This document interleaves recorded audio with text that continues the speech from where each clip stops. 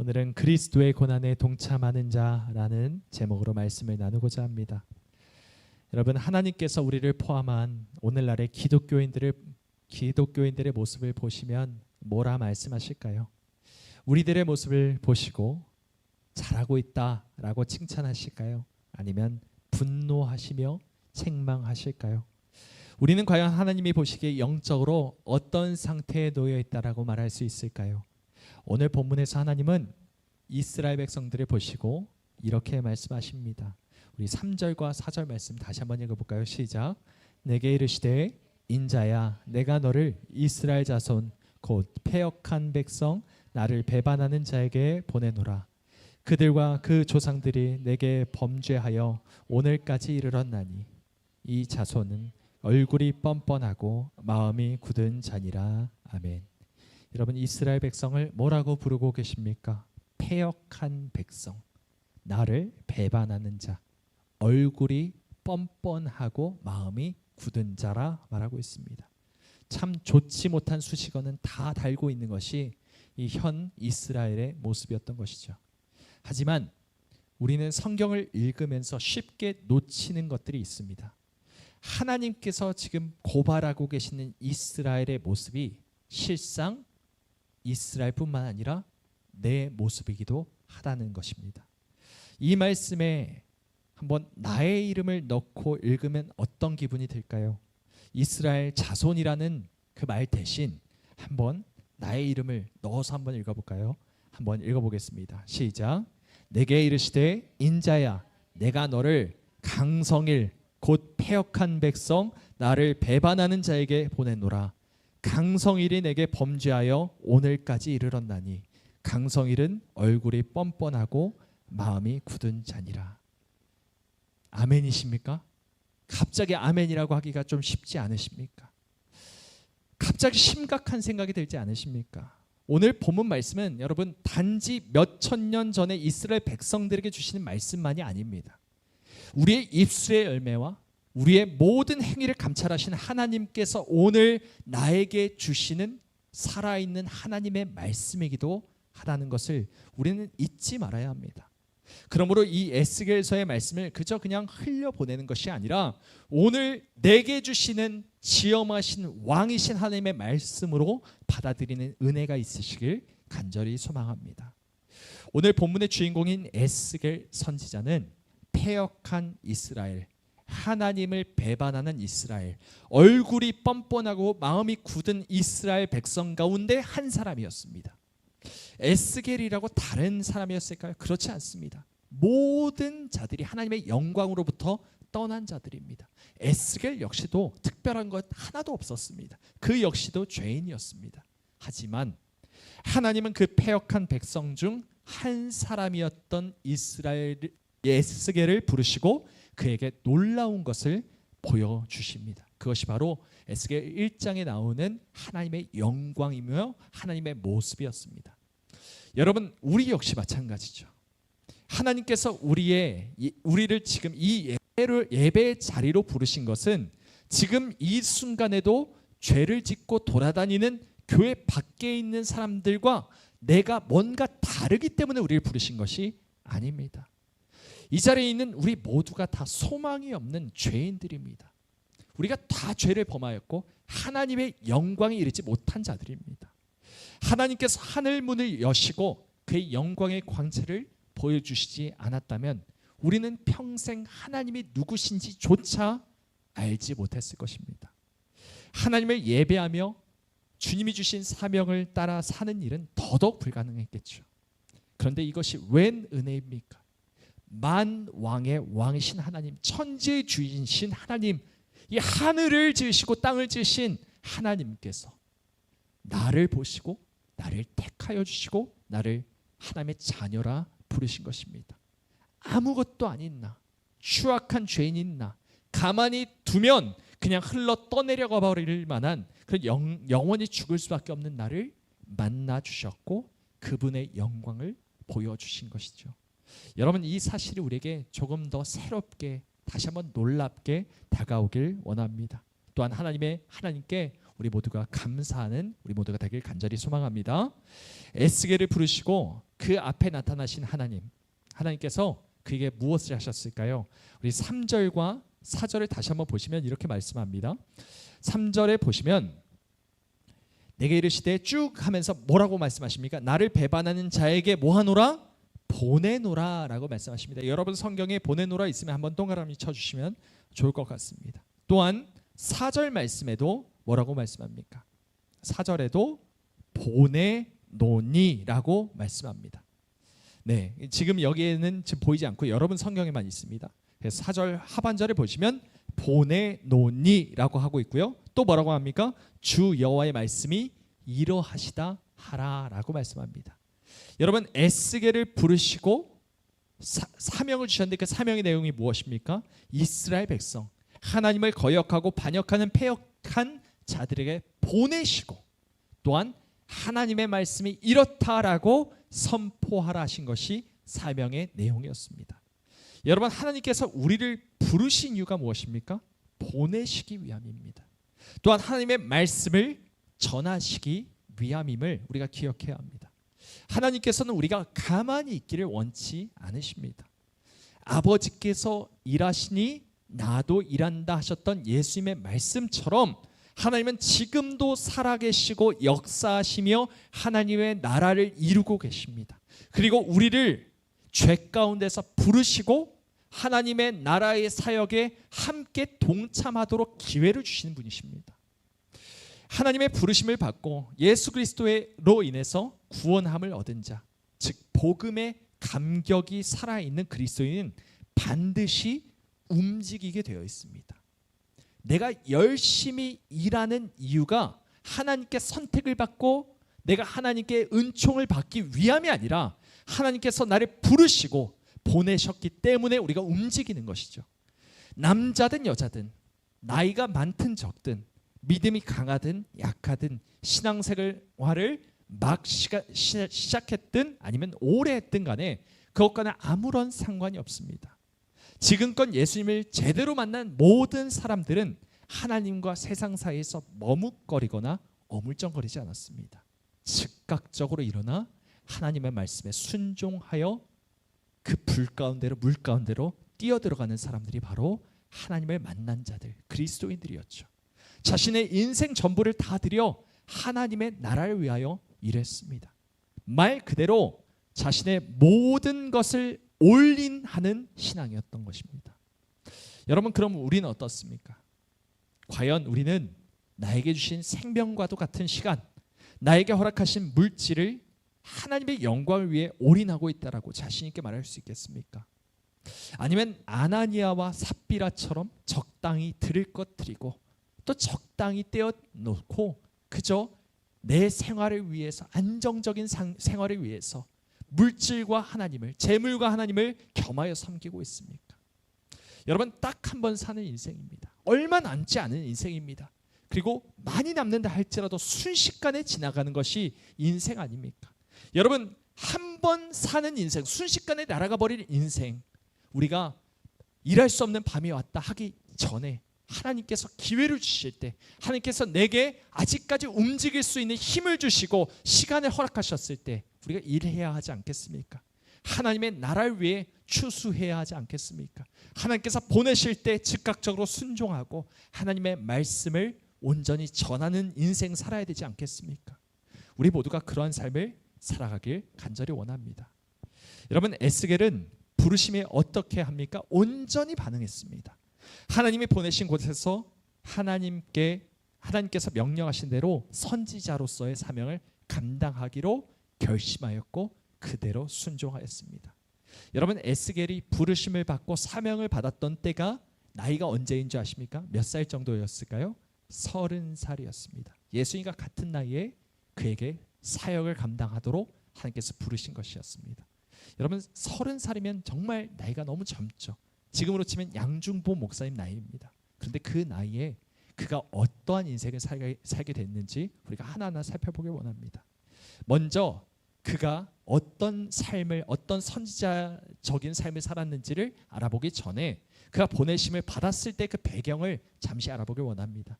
그가 보내심을 받은 때 역시도 참 어려운 시기였습니다. 예수님이 일하셨던 때와 전혀 다를 바가 없었을 정도로 흑암의 시대였습니다. 조금 설명을 드리자면 바벨론의 포로 시기가 총 몇 차에 걸쳐서 진행이 됐냐면 3차에 걸쳐서 진행이 됩니다. 조금 한눈에 보기 쉽게 정리를 했는데요. 1차 포로 때는 다니엘을 포함해서 유다의 왕족과 귀족들이 끌려갑니다. 소수만 끌려간 거죠. 그런데 그 이후에 2차 포로 때는 수많은 사람들이, 거의 2만 명 이상의 사람들이 끌려갑니다. 그때 에스겔도 같이 끌려가는 것이죠. 그리고 3차 포로 시기에는 유다가 완전히 멸망하는 시기입니다. 여러분, 2차 포로 때 에스겔도 함께 바벨론으로 포로로 끌려갑니다. 그래서 에스겔은 지금 바벨론 땅에 유대인 포로들과 함께 정착해서 살고 있는 시점이었습니다. 그러니까 에스겔이 사명을 받은 것은 아직 유다가 완전히 멸망하기 직전이었던 상태였고, 그의 사역지는 어디였냐? 바벨론의 포로로 잡혀있는 이 그발 강가라고 하는 유대인 포로 정착지였던 것입니다. 여러분, 참 답답한 사실은 이스라엘 백성들이 포로로 잡혀 지금 타향살이를 하고 있는 이 시점에도 아무런 정신을 차리지 못하고 있었던 것입니다. 나라를 잃고 포로가 되어 있는데도 하나님께서 뭐라고 말씀하고 계십니까? 패역한 족속이라 말씀하십니다. 뻔뻔한, 얼굴이 아주 뻔뻔하고 마음이 굳은 자라고 말씀하고 계십니다. 고난이 있음에도 불구하고, 나라가 멸망 직전임에도 불구하고 이들은 하나같이 하나님의 말씀에 반역하고 뻔뻔하고 마음이 굳은 상태로 그대로 있었던 것입니다. 회개하지 않았습니다. 돌이키지 않았습니다. 거슬러 올라가지 않고 그냥 흘러가는 대로 자신의 영혼을 방치해 놓고 있는 상태였던 것이죠. 여러분, 이 시대를 한번 보십시오. 그 어느 때보다 영적으로 혼탁한 시대를 우리는 살고 있습니다. 여러분, 많은 사람들이 정치에 대해서 말을 많이 합니다. 그렇죠. 정치 과잉의 시대입니다. 수많은 사람들이 그렇게 분열이 되어서 서로를 그렇게 물고 뜯고 험하게 그렇게 욕하면서 지내고 있습니다. 물론 지금은 정치적으로 매우 혼란한 시대가 맞습니다. 하지만 그것은 수없이 많은 문제들로 인한 결과일 뿐입니다. 우리는 너무나도 쉽게 나의 책임을 타인에게 돌려버리곤 합니다.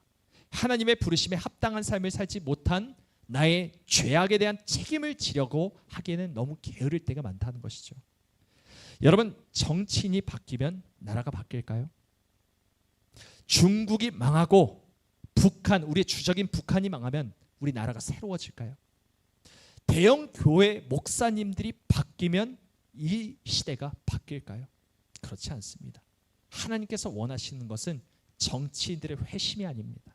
주변 열강들이 멸망하는 것이 하나님이 원하시는 뜻이 아닙니다. 여러분, 예수님 시대를 생각해 봐야 합니다. 예수님 시대 어땠습니까? 그때 정치인들, 대제사장들, 바리새인, 사두개인, 서기관들 할 것 없이 모두가 썩어 있었습니다. 아무도 하나님의 말씀을 행하지 않았습니다. 나라는 어땠습니까? 로마에 완전히 지배되어서 식민지가 된 상태였습니다. 그 어느 때보다 어두운 시대가 예수님이 이 땅에 오셨던 시대였습니다. 그런데 예수님이 어떻게 하셨습니까? 그것을 다 뒤집어 엎으셨습니까? 그렇지 않았죠. 예수님 한 분, 자신을 보내신 하나님의 말씀에 예수님 자신이 순종함으로 주어진 모든 사명을 다 감당하시고 이루셨을 때 세상이 뒤집어졌습니다. 여러분, 우리가 해야 할 일이 이것입니다. 여러분, 예레미야 5장 1절에 이렇게 말씀합니다. 우리 함께 읽어볼까요? 시작. 너희는 예루살렘 거리로 빨리 다니며 그 넓은 거리에서 찾아보고 알라. 너희가 만일 정의를 행하며 진리를 구하는 자를 한 사람이라도 찾으면 내가 이 성읍을 용서하리라. 아멘. 여러분, 하나님께서 한 사람을 통해 일하십니다. 그리고 하나님은 그 한 사람이 바로 내가 되기를 원하고 계십니다. 내가 하나님의 말씀에 따라 그 부르심에 순종할 때 나를 보내신 그곳에서 하나님의 말씀을 전하는 그 사명을 감당할 때 이 어두운 세상 가운데 하나님의 빛이 비추게 될 것을 믿으시기 바랍니다. 그럼 하나님의 부르심에 순종한 에스겔은 어떤 삶을 살았을까요? 우리 6절과 7절 말씀 우리 함께 읽어보겠습니다. 시작. 인자야 너는 비록 가시와 찔레와 함께 있으며 전갈 가운데에 거주할지라도 그들을 두려워하지 말고 그들의 말을 두려워하지 말지어다. 그들은 패역한 족속이라도 그 말을 두려워하지 말며 그 얼굴을 무서워하지 말지어다. 그들은 심히 패역한 자라. 그들이 듣든지 아니 듣든지 너는 내 말로 고할지어다. 아멘.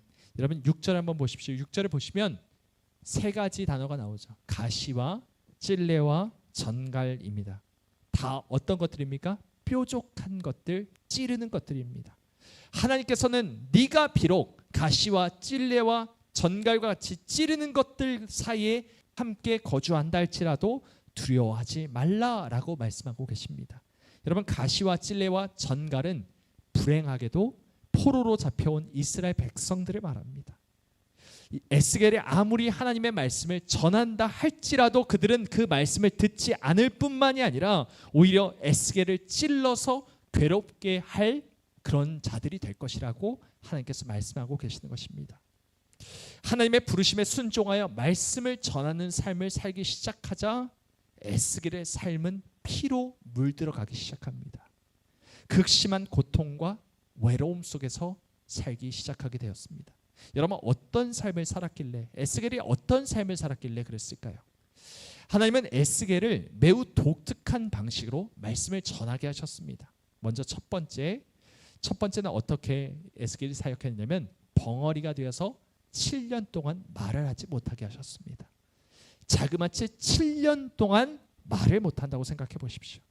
그리고 하나님께서 말씀을 넣어주실 때만 그때만 비로소 입이 열렸다가 그래서 하나님의 말씀을 대언했다가 또다시 벙어리가 되는 일이 계속해서 반복되었습니다.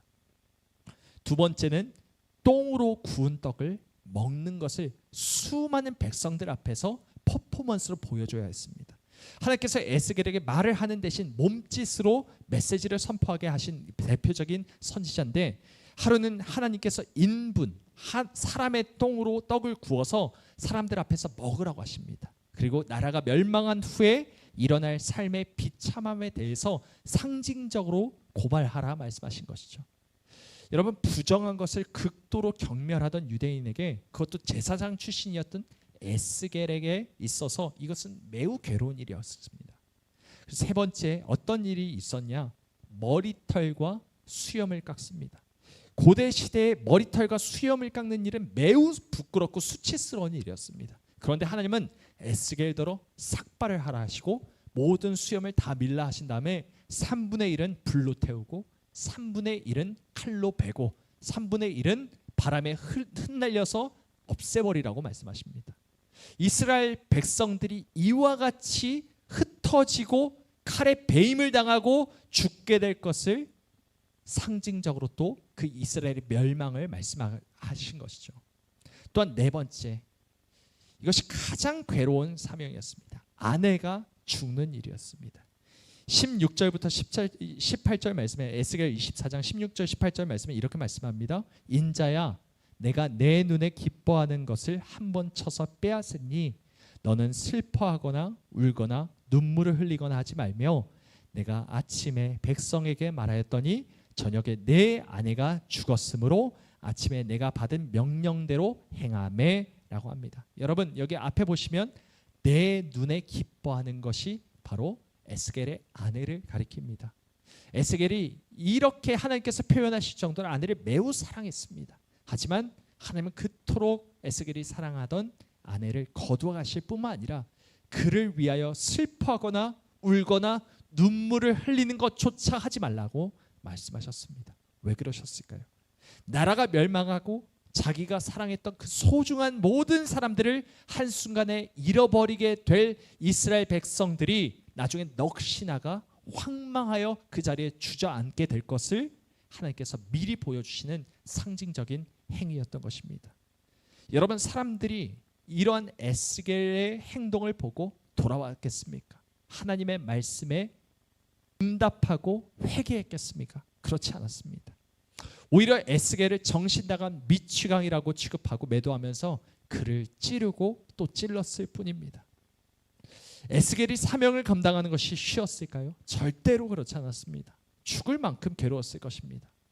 여러분, 에스겔과 같은 시대의 부르심을 받은 예레미야가 뭐라고 고백했냐? 동일한 사명을 받은 예레미야가 이렇게 고백합니다. 우리 함께 읽어보겠습니다. 시작. 여호와여, 주께서 나를 권유하심으로 내가 그 권유를 받았사오며 주께서 나보다 강하사 이기셨으므로 내가 조롱거리가 되니 사람마다 종일토록 나를 조롱하나이다. 내가 말할 때마다 외치며 파멸과 멸망을 선포함으로 여호와의 말씀으로 말미암아 내가 종일토록 치욕과 모욕거리가 됨이니이다. 내가 다시는 여호와를 선포하지 아니하며 그의 이름으로 말하지 아니하리라 하면 나의 마음이 불붙는 것 같아서 골수에 사무치니 답답하여 견딜 수 없나이다. 아멘. 여러분, 하나님의 말씀대로 순종을 하면 조롱과 모욕거리가 되고, 하나님의 말씀 순종하지 않으려고 하면 마음이 불붙는 것 같아서 어쩔 줄을 몰라 하는 그 상황, 이러지도 못하고 저러지도 못하는 상황 속에 있었지만 결국 하나님께서 이 선지자들을 이기시고 권유하심으로 하나님의 말씀에 순종하게 하셨더니 그 결과 모든 사람들의 조롱을 받고 괴로워하며 지은 노래가 바로 이 노래입니다. 내적으로 고통이 심한데 주변 사람들조차 다 비난한다면 살 맛이 나겠습니까? 죽지 못해 사는 삶이 아니었을까요? 그런데 여러분, 에스겔이나 예레미야만 이런 비참한 삶을 살았겠습니까? 여러분, 음란한 여인 고멜을 아내로 둬야 했던 호세아는 어떻습니까? 톱으로 켜 죽임을 당해야 했던 이사야 선지자는 어떻습니까? 여러분, 하나님이 주신 사명을 감당하는 일은 사실 보통 일이 아닙니다. 하나님의 나라를 위해 말씀을 전하는 사명을 완수하는 것은 매우 괴롭고도 험한 길을 걷는 것입니다. 하지만 여러분, 우리가 기억해야 할 사실이 하나 있습니다. 이들이 하나님의 말씀에 순종함으로 인해서 마음이 썩어 문드러지고 자신의 친한 벗에게까지 조롱을 당하는 이 극심한 고통을 당하지 않았다면 자기의 주인이신 예수 그리스도께서 당하신 그 고난을 끝끝내 알지 못했을 것이라는 것이죠. 평생 여유롭고 편안하고 안락한 삶을 살았더라면 나만의 여가 시간, 나만의 공간 따위는 전혀 없이 전투적으로 치열하게 사셨던 주님의 삶을 전혀 이해할 수 없었을 것입니다. 십자가를 지기 전 땀방울이 핏방울이 될 만큼 괴로워하시던 그분의 마음에 공감할 수도 없었을 것입니다. 사랑하는 사람들에게까지 버려졌던 그분의 처절한 외로움에 동참할 수도 없었을 것입니다. 여러분, 우리가 그리스도의 고난에 참여하지 않는다면 그분의 영광에도 참여할 수 없다라는 사실을 기억해야 합니다. 그래서 고린도후서 1장 5절은 우리에게 이렇게 말씀합니다. 그리스도의 고난이 우리에게 넘친 것 같이 우리가 받는 위로도 그리스도로 말미암아 넘치는도다. 또한 베드로전서도 이렇게 말씀합니다. 오히려 너희가 그리스도의 고난에 참여하는 것으로 즐거워하라. 이는 그의 영광을 나타내실 때에 너희로 즐거워하고 기뻐하게 하려 함이라. 아멘. 사랑하는 여러분, 우리가 살아가는 이유가 무엇입니까? 이 땅에서 오래오래 무병장수하면서 살기 위해서입니까? 아무런 걱정 없이, 아무런 근심 없이 안락한 삶을 살기 위해서입니까? 오늘날 우리의 삶에 그리스도의 고난이 없다면, 영혼을 위해 씨름하는 싸움이 없다면, 사명을 감당하기 위한 치열한 몸부림이 없다면 우리가 예수님과 상관이 있다고 자신 있게 말할 수 있겠습니까? 주님께서 나를 위해 어떤 고난을 당하셨는지를 알면서도 우리는 안락한 생활, 편안한 삶을 누리려고 하는 것은 너무 이기적이고 자기중심적인 마음이라는 것이죠.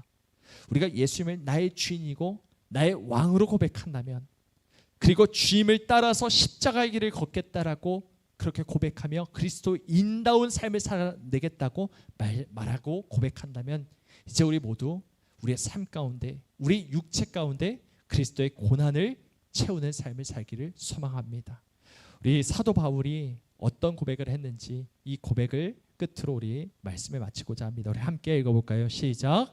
내가 달려갈 길과 주 예수께 받은 사명 곧 하나님의 은혜의 복음을 증언한 일을 마치려 하면은 나의 생명조차 조금도 귀한 것으로 여기지 아니하노라. 아멘. 우리 모두가 이런 삶을 살아내는 주님의 뒤를 따라 예수 그리스도의 고난을 우리의 삶 가운데 채워나가는 우리 모두가 되기를 간절히 소망합니다.